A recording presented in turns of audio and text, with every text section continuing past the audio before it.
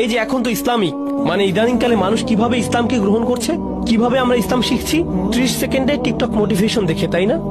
বলুন আসলেই কিনা? মুফতি মেঘ কিছু একটা বলবেন, বা আমি কিছু বলবো, বা আরেকজন কিছু একটা বললো, আর আপনি মোটিভেটেড হয়ে গেলাম, এমনটাই না? এরপর আবার ডিমোটিভেটেড হয়ে যায়, আমার আবার মোটিভেশন লাগবে। জানেন জানেন এসব কি? এই সবই আসলে হিকমতের স্বল্পতা। কেন বলছি এটা হিকমত স্বল্পতা? এর অর্থ হলো আমার নিজের ভেতরেই কোনো প্রকারের অনুপ্রেরণা নেই, যেন আমার ভেতর দৃঢ় ইচ্ছাশক্তির সক্ষমতাই নেই। অন্য কাউকে সেই ইচ্ছাশক্তি দিয়ে আমাকে ধাক্কাতে হবে।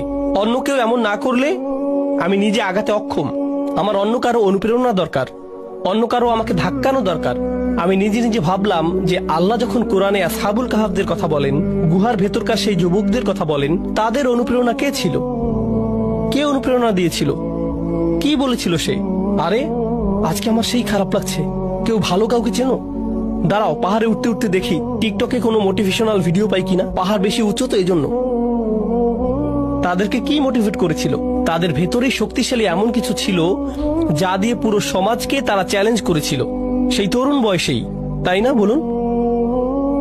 এমন না যে আসমান থেকে কিছু একটা নেমে এসেছিল বা তারা নবী হয়ে গিয়েছিলেন। তারা তো শুধু সাধারণ কিছু তরুণ ছিলেন, একদম সাধারণ যুবক, কিন্তু তারা মোটিভেটেড ছিলেন।